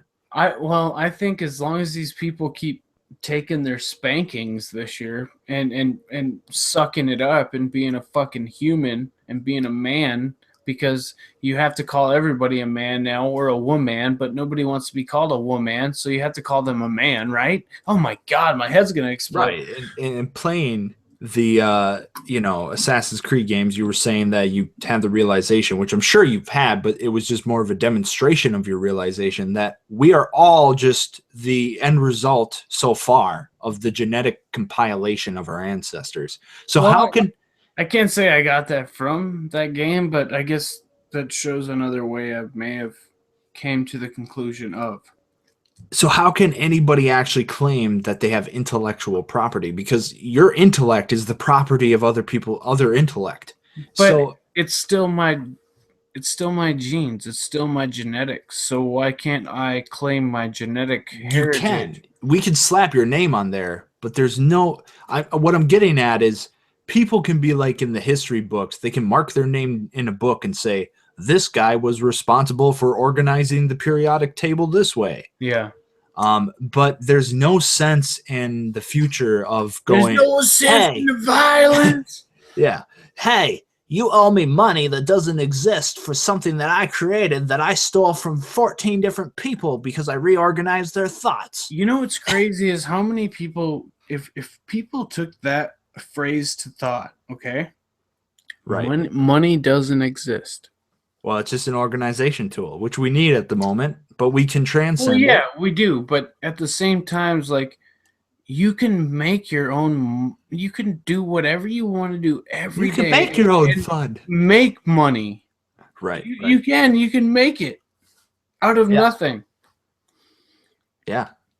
Sorry, keep going. No, it's true. It's just I think people have to get out of the old mindset that Well, no, it's I think right now as a new mindset that's been taking over is I only care about myself, and I don't care about the I it doesn't matter how my family is living. It doesn't all I care about is number one, and I'm number one. well, if you really want to get into that, that goes back to the reason why I don't like the shows like Mad Max. Like people don't want to accept it, but the dogma of Satanism is real, and do what thou wilt is a very parasitic, selfish ideology that is not good for the human species. Star Trek, let me put it this way, Star Trek will never come to fruition if they were all Satanists. Yeah, well, people still don't understand what Satanists really are. No, they don't. That's because of Christian mythology. Then what is Christianity? Oh, pagan. What is a pagan? Paganism. What is paganism? Oh, let's look that up, because if you realize what paganism is paganism is somebody that doesn't believe in all, like, the main, we'll say, three forms of religion, because they believe in a different way of it's. So technically we're the pagans of the auditory osmosis. And post-dogma, that's the future of philosophy. Post-dogma, neoism, and post-structuralism, because quantum mechanics, post-dogma, structuralism, structuralism, neoism / quantum reason or process. processing. The idea that there .com. Well, here's the thing. The idea that there is no absolute and evolution is perpetual. Well, but that's the thing, is everything keeps going, man. Exactly. Regardless of what we talk about or what happens around us or the president, everything's still going to keep going.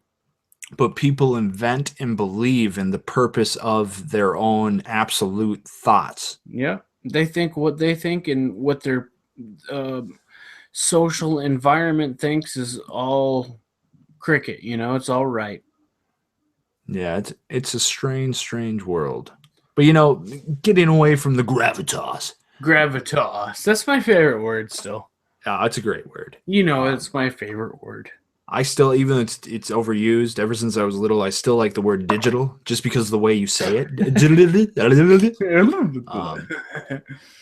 But yeah, what's up with UFC? What's going on?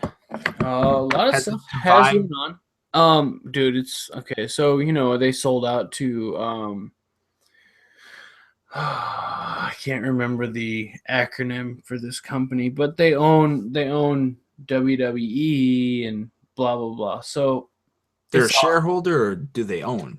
They own. Dana White just works for the UFC now. Okay. So Dana White is like, he gets to still promote, and he gets to still be the front man for the UFC. It's still Reebok, but it's this, I want to say MGMT or something like that, but I know I don't think that's the acronym.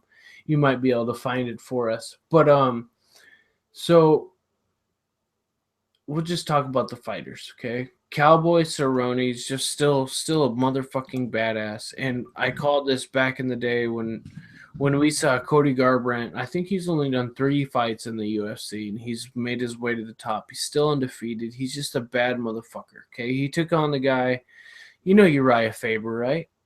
Yeah, I've heard of him. Well, Uriah Faber's been around forever. Strike Force. He's been a badass since he's been in it. Uriah Faber is now like the newest badass tyke in. So he bought himself a bunch of land and made himself a compound in California, right? He basically has his own neighborhood and a bank attached to it. You know what I mean? With training places and dude, it's crazy, the stuff that he owns and the way he's been about his business since he's been in the UFC. Well, he found this guy Cody Garbrandt, and he's trained the Team Alpha Male, which is the gym. Trained with them for a while and has been with them for at least 3 fights in the UFC. But dude, I said from the beginning, since he's been there, he's gonna become the champion, and he got that belt with fucking ease. He was talking shit during the fight, doing push-ups. He was doing weird dances and like he was being a bad motherfucker the way he should have done it to win that belt. But so Zuffa was sold, which is the parent company of UFC, to WMEIMG.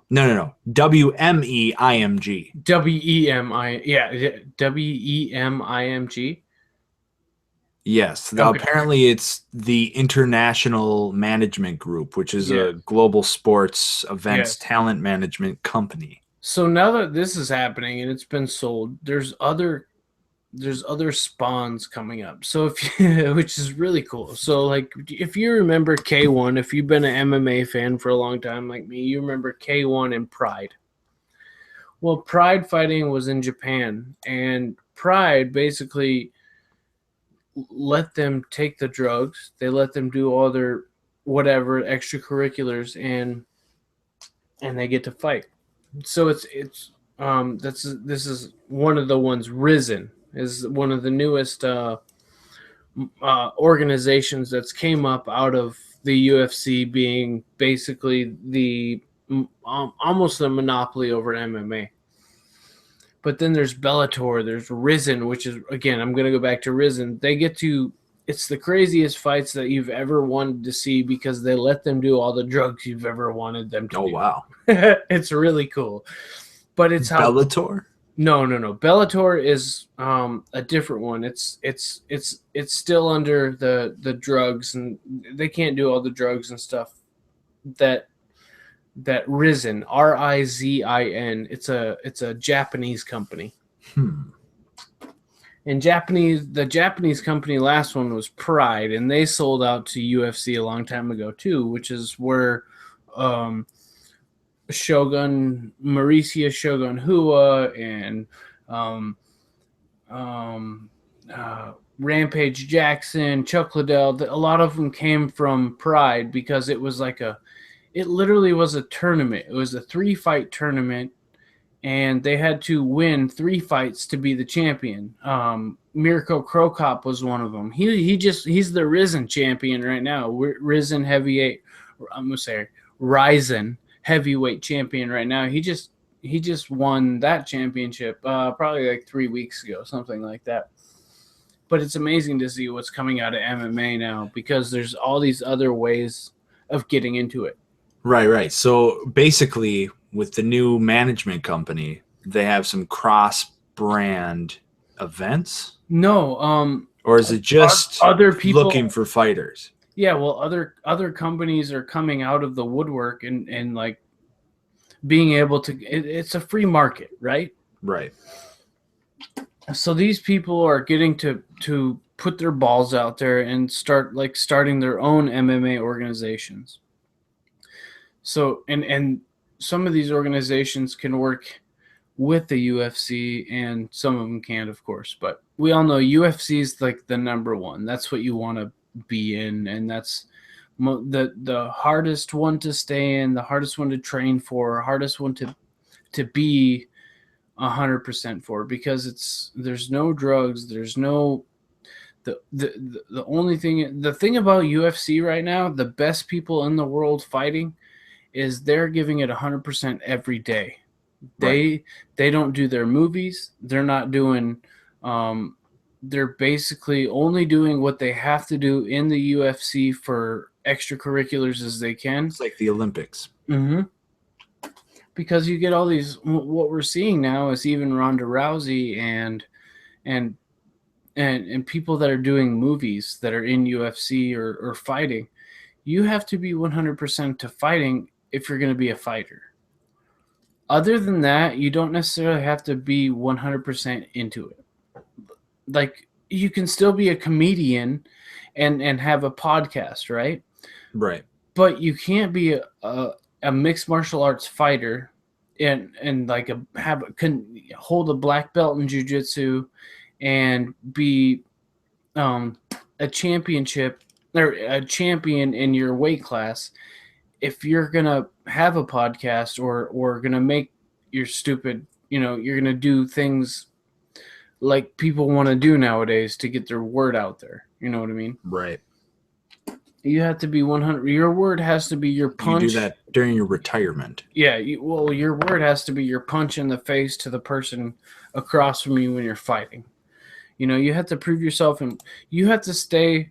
Basically, what I'm trying to say is people need to stay in their lane this year too. If you're not good at something, if you don't know anything about something, you need to look it up. You need to start studying it. You need to invest for yourself and understand things instead of just talking your stupid shit and saying like, "Oh, I don't know why." We'll give an this is my one explanation is like, "Oh, I don't know why people fight and punch people in the face. So it kills brain cells and blah, blah, blah." Well, you don't understand what all that has to do with for one human. You have discipline, you have structure, you have a way of putting everything that purpose. It's a purpose. Yeah. Thank you. And putting this purpose forward is like more than what everybody is doing every day. They're doing what they want to do every day so they can do what they're supposed to do to get what they want to get, right? Right. The old saying is you do what you want to do, or you do what you got to do what you want to do.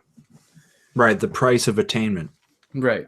And all of us working 40 hours a week and doing shit like society deems us to do. I think this year again this is another happening that's going to happen this year is Characteristics of the New Skin with Nick Ritter. I feel like we can't give into this everyday bullshit anymore because we know we can do what we want and still contribute to our society. Well, once it becomes obsolete, don't you think that's almost a sign of madness if we continue to do something that is old and doesn't work anymore? Do you think somebody's crazy if they tell you they're crazy? Well, I'd have to, live with them, I guess. Well, the thing is you can't trust anybody that says they're crazy and thinks they're crazy, because if they think they're crazy, they're not crazy, which means they are crazy, right? Right, because someone who is crazy usually doesn't know they're crazy. But if they say they're crazy, then that's beyond the point. So we know they're crazy. Right, and what did I forgot which authors he said? Everybody's crazy until you get a proof of sanity. Right.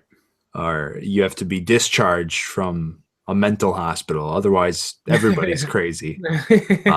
Right. By definition. But yeah, there's some discernment, but I get what you're saying. And another thing with people doing things that don't make any sense anymore. I think the education system, maybe not this year, but dude, I think after 2020, I think people are going to start restructuring our education system because it's a failed system. Dude, what we're doing now is ripping off children we're ripping them off. I saw a video of a child, okay? I think it said she was 12 years old. Okay, and it said she studied, I think this is on Vice. She studied to do online. She studied what she could do to be a dancer of sorts. We'll say basically the old b-boy kind of, not even breakdancing. We'll just say a performer.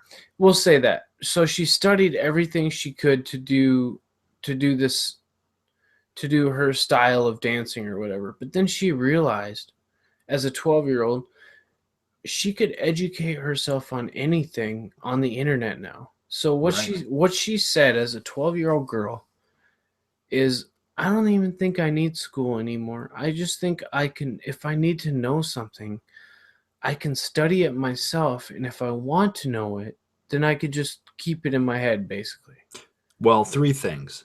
1, when the book came along, you know what happened? People who were the orators or the teachers before the book said, oh, you can't know anything without us telling you. As in, you can't learn from the book. You got to have me there, because that was their job. Because I'm paid to do it. Yeah, and this is there was really no money in that sense anymore. Like, did you know intellectual property didn't exist in higher education until the book came along? No, I did not. Yeah, so actually intellectual property it's not a natural thing for humans, but I'm not going to talk about that. The point is when the book came along as a new technology, it obsolesced the teacher in the classroom. So what did the teacher in the classroom do? They augmented the teaching style. So they used the books. Do you know what the computer has done? It's obsolesced the classroom. Yeah, it passed books. It's bypassed the whole system. It passed the teachers. It passed the student. Right. Well, I guess it didn't pass the student. No, the students integrated. The students integrated and there to learn it. And here's the one problem we have with this new system. I think in the future we'll have apprenticeships back, but they'll be different. They won't be like, you learn one thing 30 years. It's going to be more of like you were saying, that girl wanted to learn dancing. She learned dancing, and then she wanted to do something else. She can do something else. We're not going to be stuck. Right. But I think that these apprenticeships are going to recognize that, like Marshall McLuhan said in the 60s, what electricity and the computer and television, what they actually give humanity is a classroom everywhere. As in, the classroom doesn't exist anymore. The whole world's a classroom, which it always has been. Right. You learn from everyday experience. Why not have the classroom everywhere anytime and allow these kids to learn like you just described that girl learned, anything they want at any time, anywhere? Well, that's the thing. Even without the internet, we could have done it ourselves, but we have no sense of doing it without a push. And this is the post-structure society, post-structuralism, the idea that we do not have. And I will agree, though, with the structuralist critique that, yes, what about people who deceive people and go, yeah, I've studied molecular biology, I could do this job. But if you don't have a degree, how are you going to test their knowledge? Are you going to spend a year watching them fumble around? You mean the people that want to sell me elixirs off the back of their horse and carriage?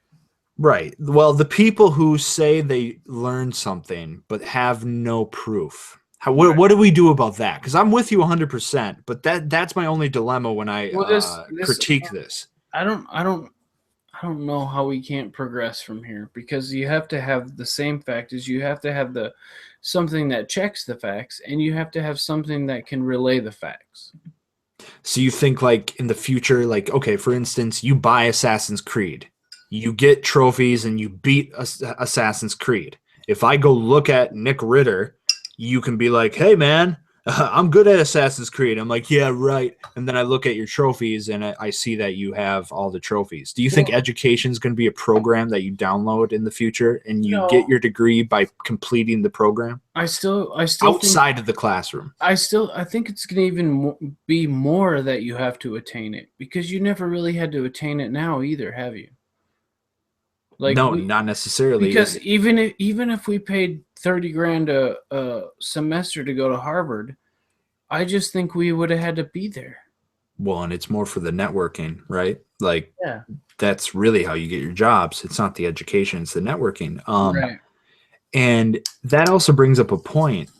Do you think of the future, we will stop with the compulsory, you're 12 years old, now you're in this grade. You're 16, now you're in this grade. Okay, you're 18, you graduate. Do you think we're going to forget about what age for learning? And if a 7-year-old is doing... If you can do that grade, you can do that grade, right? Yeah, right? There should be entry-level tests for every grade. And if a kid wants to do 12th you know grade what? work, There technically there always has been. And I took this test when I went in 3rd grade from Minnesota to Texas, right? Right. And they said I should have been in 6th grade, but Okay. I had to stay in 3rd grade. Right, because education systems vary state to state. Right. So, Curriculums. So it doesn't. Maybe there can be some sort of cross between all of this and like a real questionnaire or a real test that actually describes how much we can really know. But Right. How deep is that you're gonna have to like, it's like an SAT basically. And what if eventually, like some of these futurists and transhumanists are saying, what if you do actually download knowledge in the future? Well, this is going to be possible, and you're not even going to have to go to school anymore. Or you can download cursive or download like the Matrix, download fighting. It's just so strange to think about that because, well, here's my problem with the reason why I'm always like it's going to turn into a dystopia is because the evidence of the past tells me that is true, and I'll show you why. In the 50s and the 40s, do you know what they were talking about? The work week going down to like 4 days a week. Right. Because they thought technology was going to do all the work. What happened instead? We work more than ever and both parents work. This is why I think the dystopia is more potent. Well, that's not necessarily that's only here though, dude. Like if you go it's everywhere. If you go to Switzerland. That's anecdotal though. I know, but at the same time, it's still here. Because if you're there, you're here, and you're still, I don't know. I just feel like, yeah, you're right. So a lot of it's going to change this year. Well, yeah, I hope instead of like, I mean, just think about that. If we really did fulfill that idea, and we could have went with a 4-day work week, but instead we have 8 guys who have more wealth than half the people on this planet. How many? 8. It's now down to 8 people. I just want you to go online and look up some of the people that we serve. We'll just say Johnson & Johnson. Go to Google. No, I'll just type in the 8 wealthiest people and we'll just profile what they do. No, I'm just telling you. One of the guys that we have served at our restaurant from Johnson & Johnson has tried to put out multiple documentaries on wealth and disparity. Well, yeah. The way that family and all the other families he tries to talk to, even Trump. S.C. Johnson is number 6 in the world. Even Ivanka. In America, actually. Sorry. Even Ivanka Trump is in one of his documentaries talking about money. And like how it's crazy, dude. Just I'm telling you, I'm telling you to go to sleep to that shit tonight and just realize like I cook for those people fucking on the daily in the summer. Yeah, and these people don't give a fuck about us. That's what I'm saying. Like it's a PR stunt. Yep. And that's my whole point. Like if we really wanted to have the 4-day work week, those people would not exist. Right. That's what I'm saying. They're a symptom of our failure to implement the I guess what we wanted when we had all that technology. And we still have it. It's just we haven't implemented it correctly and we haven't caught up with our laws. Like, okay, why doesn't the FDA regulate organic food? Why are they not forcing people through the FDA, like they force for everything else, to have proper nutritious food? They don't do it. I'll tell you why. Because they'd rather ship it across the country because of the petrodollar. So all these archaic systems are stopping us from progressing. Well, the petrodollar's fucked, dude. Think about But it isn't because we print unlimited amounts of it. No, I know. I'm just saying it's a fucked situation. Okay, yeah. The thing about So yeah, money is supposed to fluctuate with metals, the how much metals cost, the cost of metals and the cost of Right. gasoline and cost of oil. Right. Has any of it fluctuated in the past 2 years since Bush has been around, Well, actually? this is the thing, actually. A lot of people think that when everything went digital, like in the early 2000s, late 90s, when everything went digital, when we started getting credit card digitals, when people had digital banking, a lot of people believe that a computer algorithm now runs the entire currency system and therefore no fluctuation occurs because it's a program designed to never fail. Huh. A lot of people believe that. Even like big time economists think that when everything went digital, they handed over the scripts to computers that balance the system to never fail. And so the market can never naturally crash unless, like in 2008, people are doing things that make the market crash. And what happened in 2008? When the market crashed, we bailed out the people. And the market's never going to crash and be gone for good because the market now is being balanced by a computer that doesn't think like a human. Yeah. And it's designed to perpetuate what we've always had in place because the people in the old skin that we're trying to shed, we keep using this metaphor like we're snakes. The point is they're in that old skin, man, and they're doing everything they can to not let go. They just don't. They don't want to let go. And what's really sad is some of the people in the new skin, this vague analogy we've been running with, some of the people in the new skin have been joining the old skin. Like Google, if you're listening, Google, you have the power to create the new skin and live in this new world. And I know you want to. Help us do this. Facebook, they have the power as well. But for some reason, all these Silicon Valley types become elitists. They become maybe it's just assumptions. I don't know them. We were talking about earlier, if you don't have their experiences, how can you understand their experience? My point is, from what I can see from my experience, is a lot of these people who want to change the world. What is the old slogan? When you fight a monster, you become a monster. The dialectic of empire, where when you fight and destroy an empire, you become the empire. That's what I feel like happens with Facebook and Google. They set out to be like, we're going to take over, but then they just become what they wanted to take over. So They never actually overthrow the hierarchy. I think it's all part of the big picture for them. It's all part of taking over. And it's just strange because, the power and the control systems that everybody's infatuated with, well, that can't be the end game.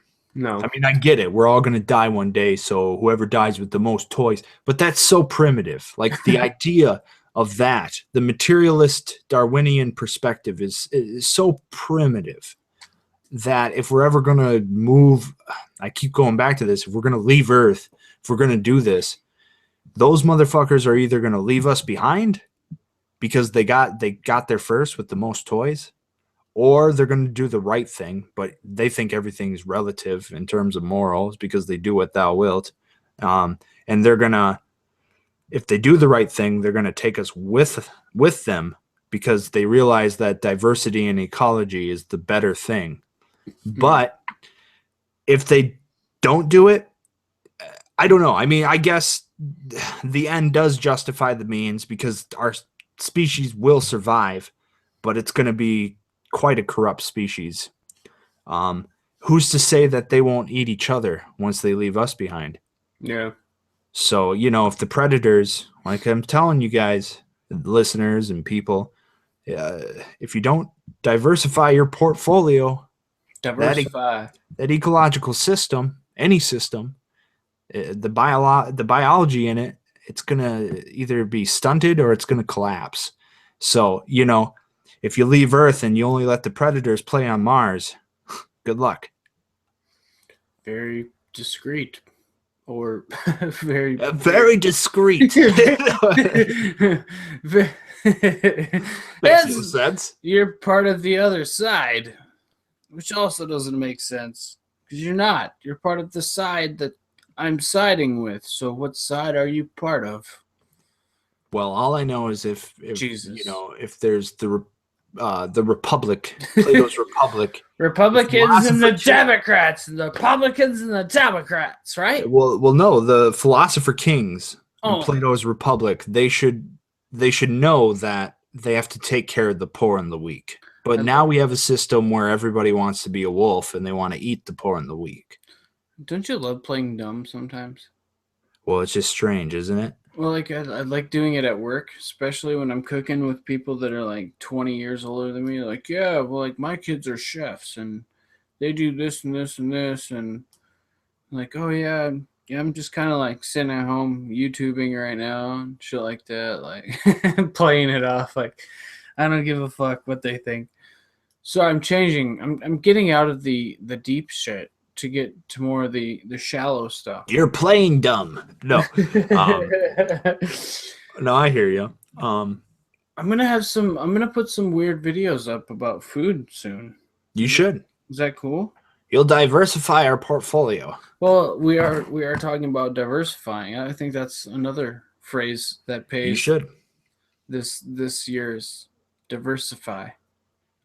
So when are you going on vacation?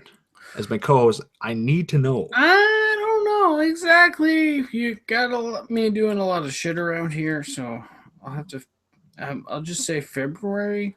Because I'd like to get episode 30 in before your vacation time. Yeah, I think we can do that. I think we can do that. We can definitely do that. Depends. If we leave on a bad note, I'm just gonna go on vacation. Yeah, that's true. I'll make sure that it's all music to the ears, pure harmony.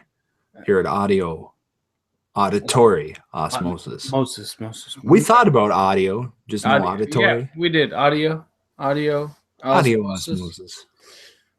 We're gonna have to change it soon, I guess, because it's not just gonna be auditory anymore. There's gonna be some visual stimuli, if you know what I mean.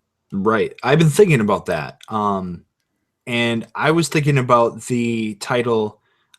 Well, we can have Auditory Osmosis as our channel still, but the new video segment, how about the relative interpretation? Ooh, the relative interpretation of America. Of everything. Ooh, relative interpretation of everything. But just the relative interpretation. I think because even the listener is engaging in a relative interpretation. I like it. And it all is perception, right? Right. All right, cool. The relative interpretation. Brought to you by Auditory Osmosis. And Copenhagen Log Cut. Perfect. And so, perfect. Yeah, and maybe in the future they can sponsor our shows. Oh, they will. I'll be like, dude, you don't even own Copenhagen Lawn Cut. The Earth owns Copenhagen Lawn Cut. Come on, man. It's like I own part of like the land, man, and land is where you grow tobacco, man. Peace and post words. Yeah, I also grow weed, and you smoke weed, don't you, man? What was that word we were thinking of? The synchronized shoot. Right? We're gonna listen to it, and I'll listen to it and be like, "Oh, there's that word." You're gonna listen to it again, huh? Oh yeah, synchronized obsolescence. But, oh yes. Obsolescency, or something like that. Obsolescency is C. I see a lot of obsolescency. Everything's so obsolescent. From sea to shining sea. Like Christopher Columbus and sailed to 7 seas. See? Obsolescence. See? But yeah, it's been good. It's been good getting back on air. It's an exercise for us at this point. Brought to you by Doritos, because any type of Eatos will work. Oh yeah. Yeah, I mean, it's been great to get back. I can't wait till we actually I want to quit my job. I can't wait until we don't work. I want to quit my job. I want to be able to do this every day of my life. Well, you got to pay the price of attainment. The piper? And the piper. Yeah, which happens to be Google. We'll have to start paying Google soon. I thought Send them random checks. Be like, please, can you put us in the top search results? I thought they've already made us pay them. Yeah, probably. Well, for sure, like a couple times. Can you believe that we can't What? use people's music that I can. we find close to our hearts? Yeah, well, okay. I think I could side with you on the fact that we don't use the whole song. So Yeah. it's not like we're just like, hey, come listen to this for free. It's It's just more like a demo. We're promoting them, but yet at the same time they can still claim it. it just works, you know? Like do we have to put a disclaimer right after the song like this song is by blah blah blah? Right. Well, yeah, maybe. Or we get their permission, but I mean, if I write them I think articulated letter, they'll be like, who the hell is this guy? Well, we have a new band that we're gonna bring on for some of our video songs. I think you and I will be doing some cooking together. Nice. We'll be doing some. We have sketches. We have some. Teach them how to make hot pockets. Yeah, like hot pockets are great, man. In like 2 minutes in Chef Microwave. Oh, you know what we should do? We should do What? hot pocket sushi.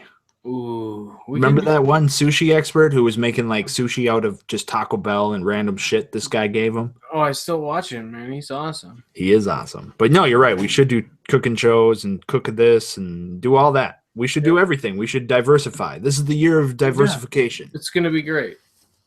We're gonna have fun with it too. Yeah. So But I just want our sponsors to get to go to bed soon. I just got a text message.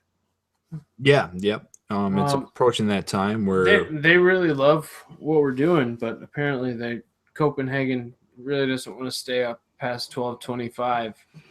yeah, people, listeners, share the links, hit that little notification bell, subscribe.